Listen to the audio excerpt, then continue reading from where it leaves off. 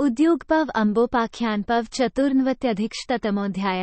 अर्जुन के द्वारा अपने सहायकों की तथा युधिष्ठिर की भी शक्ति का परिचय देना। वैशंपायन जी कहते हैं, भरत श्रेष्ठ जन्मेजय। कौरव सेना में जो बातचीत हुई थी उसका समाचार पाकर कुंतीनंदन युधिष्ठिर ने अपने सब भाइयों को एकांत में बुलाकर इस प्रकार कहा। 1।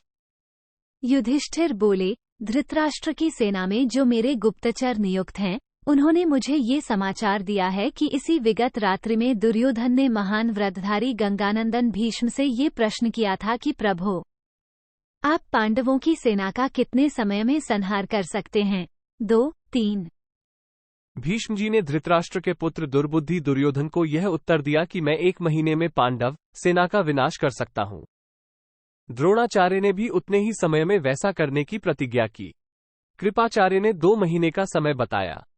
ये बात हमारे सुनने में आई है तथा महान अस्त्रवेता अश्वत्थामा ने 10 ही दिनों में पांडव सेना के संहार की प्रतिज्ञा की है। 4, 5।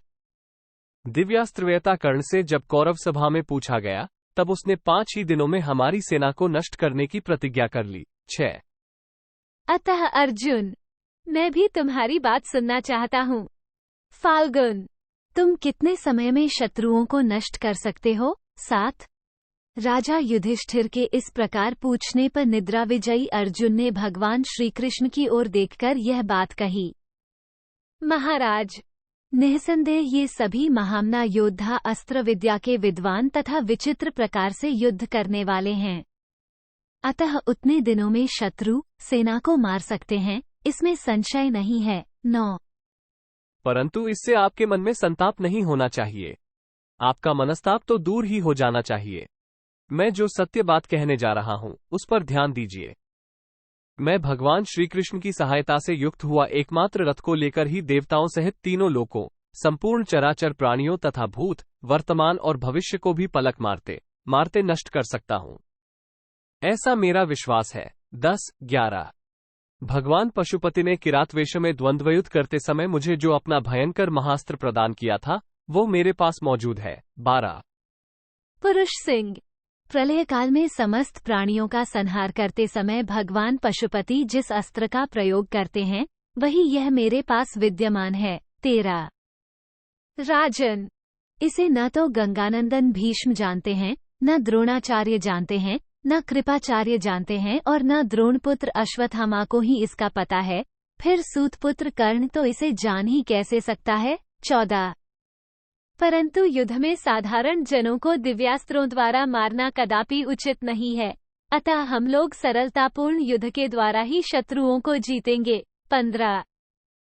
राजन, ये सभी पुरुष सिंह जो हमारे सहायक हैं, दिव्यास्त्रों का ज्ञान रखते हैं और सभी युद्ध की अभिलाषा रखने वाले हैं। 16। इन सब ने वेदाध्ययन समाप्त करके यज्ञांत स्नान किया है। ये सभी कभी परास्त न होने वाले वीर हैं। पांडुनंदन, ये लोग सम्रभूमि में देवताओं की सेना को भी नष्ट कर सकते हैं। 17। शिखंडी, सात्यकी, द्रुपद कुमार, धृष्टद्युम्न, भीमसेन, दोनों भाई नकुल, सहदेव, युधामन्यु, उत्तमौजा तथा राजा विराट और द्रुपद भी युद्ध में भीष्म और द्रोणाचार्य की समानता करने वाले हैं। 18। महाबाहु शंख, महाबली घटोत्कच, महान बल और पराक्रम से संपन्न घटोत्कच पुत्र अंजन पर्वा तथा संग्राम कुशल महाबाहु सात्यकी, ये सभी आपके सहायक हैं। 19, 20। बलवान अभिमन्यु और द्रौपदी के 5 पुत्र तो आपके साथ हैं ही। आप स्वयं भी तीनों लोकों का संहार करने में समर्थ हैं। 21।